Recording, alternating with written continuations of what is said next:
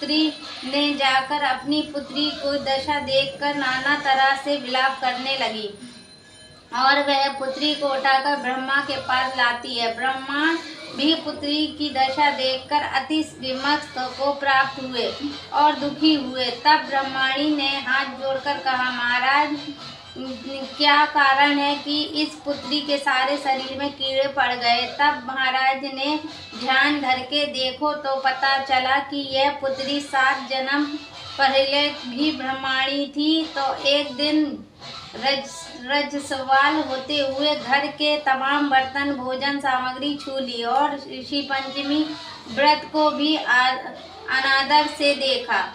उसी दोष के कारण इस पुत्री के शरीर में कीड़े पड़ गए हैं, क्योंकि रजस्वाल रोज धर्म वाली नारी प्रथम दिन चंडाली के बराबर और दूसरे दिन ब्रह्मघाती के समान और तीसरे दिन धोबिन के समान शास्त्रीय दृष्टि से मानी जाती है। तुम्हारी कन्या ने ऋषि पंचमी व्रत के दर्शन अपमान के साथ किए। इसके ब्रह्मा कुल में जन्म तो हुआ पर शरीर में कीड़े पड़ गए हैं। तब सुशीला ने कहा, महाराज, ऐसे उत्तम व्रत को आप विधि के साथ श्रवण कीजिए, जिससे संसार के प्राणी मात्र इस व्रत से लाभ उठा सके।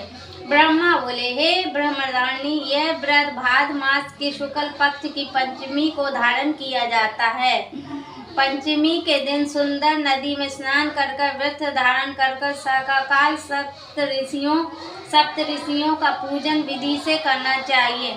भूमि को गौ के गोबर से लीप कर उसके अष्ट कमल दल बनाकर नीचे लिखे सप्त ऋषियों की स्थापना कर प्रार्थना करनी चाहिए। महिष, कश्यप, अति, भरद्वाजा, विश्वामित्र, गौतम, जगधर्णी, वशिष्ठ, महिमश ऋषि की स्थापना कर आचमन, स्नान, चंदन, फूल, दीप, निगम आरती से पूजन करना, व्रत सफल की कामना करनी चाहिए। इस व्रत को करके उद्यापन की विधि भी करनी चाहिए।